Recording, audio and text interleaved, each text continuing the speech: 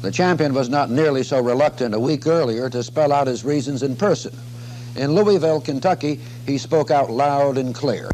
And I will say here boldly now on television, no, I will not go 10,000 miles from here to help murder and kill another poor people simply to continue the domination of white slave masters over the darker people of the earth. When we look at the greats, the right glove that I wore on my right hand signified the power within Black America. The left glove, my teammate John Carlos wore on his left hand, my right hand to his left hand, also signify Black unity. The scarf that was worn around my neck signified blackness. John Carlos and me wore socks, black socks without shoes, to also signify our poverty. we think of lasting impact. You've got, people like Joseph Goebbels, the Nazi propaganda minister, looking at Jesse Owens, and he says, quite openly, I think it's unfair to have people like Jesse Owens competing because you might as well have deer or gazelle on your team. We think of taking on the oppressive systems. The important thing is not whether you won or lost, but the willingness to fight for yourself. I left the hotel and I went to a restaurant down the street. The proprietor asked me what I wanted. I said, "This is a restaurant, isn't it? I'd like to get something to eat." He told me no. And they would not serve him. I decided, and the other guys decided to go along with me not to play. So I told Ray we were leaving. I said, because it's important to me that everybody everywhere knows that the black players decided they'll stand up for themselves. And leaving a legacy that will remain intact for generations. While we have seen the likes of Joe Louis take on Nazi boxers, Mahmoud Abdul Rauf take a stand during the national anthem, Tommy Smith and John Carlos protest on the medal stand, I believe there is no more important athlete to add and even lead the conversation than this guy. Today, his legend lives on as one of the most controversial figures in the history of sports. But he remains one of boxing's best. Jack Johnson. He was born in Galveston, Texas, just 1 year after Reconstruction. Prior to his pro days in the sport of boxing, Johnson would take part in a humiliating battle royale where black boys were blindfolded and beat the crap out of each other for the enjoyment of the audience. The participants were flat out ridiculed. The last one standing would win the coins that were thrown at them during the battle royale. About 9 times out of 10, if not 99 times out of 100, Jack Johnson was the lone standing fighter. He would travel by train to find fights.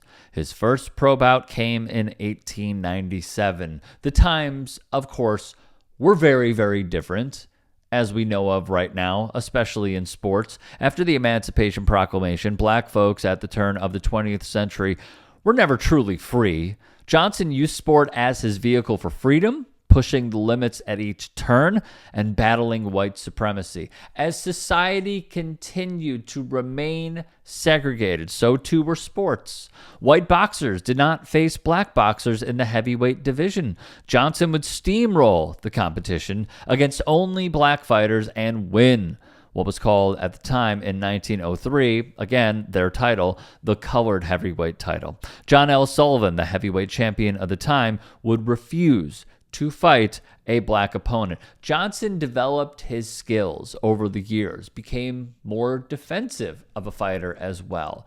Really fine-tuned his defensive skills too, because as we know, boxing, the name of the game is to hit and not get hit. Racist sports writers, though, chided him for it. They proclaimed it was because competition was slow or Johnson was boring. If he took a lot of punches, they would write it was due to a black man's skull being thicker. He would take on the brother of Jim Jeffries, Jack Jeffries. He beat the snot out of him and even told Jim ringside that he could beat the champ as well. Jeffries, like many before, refused to cross the color line and said he would not fight Johnson solely because of his race. Then he would retire because he didn't want to face Johnson. And thus, the title would go to Tommy Burns, who also chose to ignore a fight against Johnson. He would knock out inferior white opponents time and time again. The competition was slim, Johnson knew it, and everywhere Burns went, Jack Johnson followed, including inside and outside the states.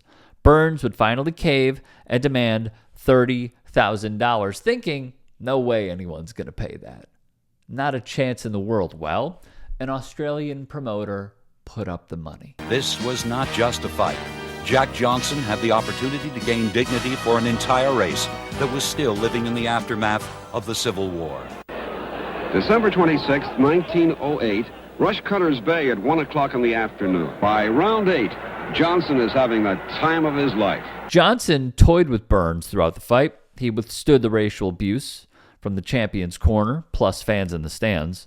Johnson mocked Burns' weak punching power, told him where to aim, asked him if his mother taught him to punch, and much more. Johnson, legend has it, beat up Burns so bad, but held him up to stop the champ from falling so he could continue beating the crap out of him. A tired Burns answers the bell for round 14. Burns is defenseless.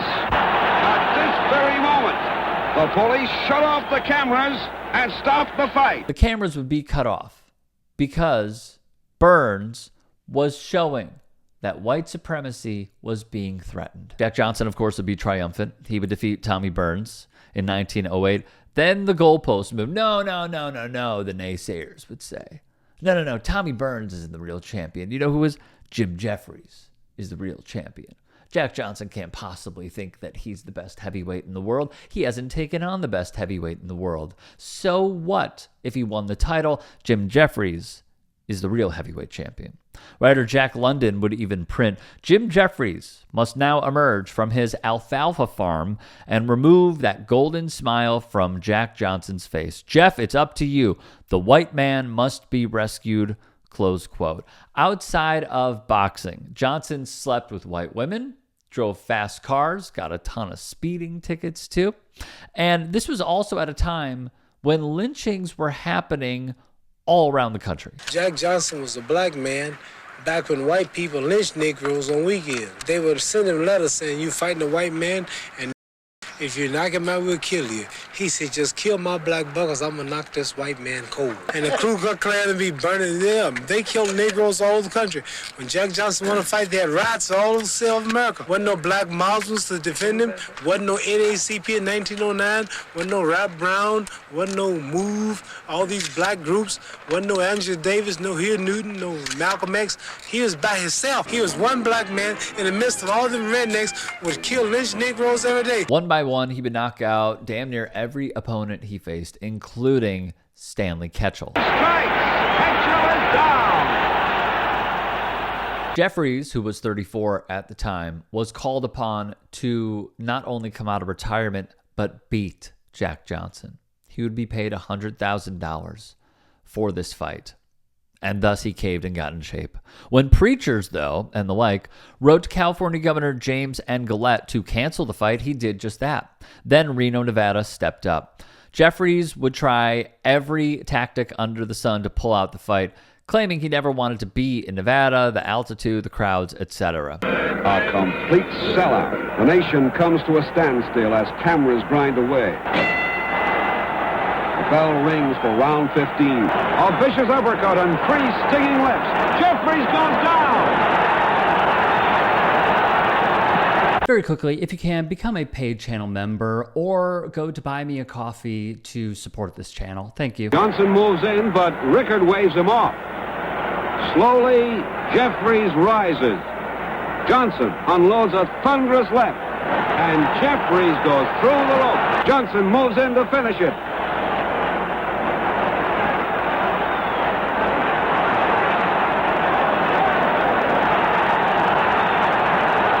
Jeffries finally collapses from a combination of blows. Johnson's stunning win over Jeffries signified much more than a heavyweight championship. This pissed off, let me tell you, a lot of people. Terrorist attacks were made on African Americans referred to in media and textbooks as race riots throughout the country, and that occurred on July the 5th. UPI reported 11 riot calls were reported to police in New York within little more than an hour after the bulletin boards and extras announced the decision.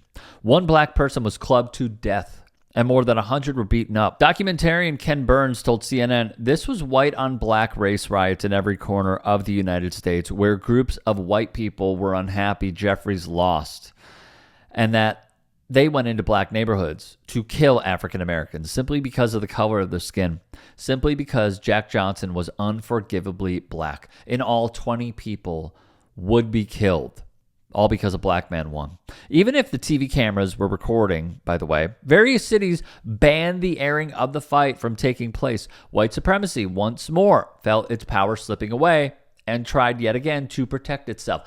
Congress would even intervene on this very subject. The Sims Act was passed, which limited the interstate transportation of films of pro-boxing fights.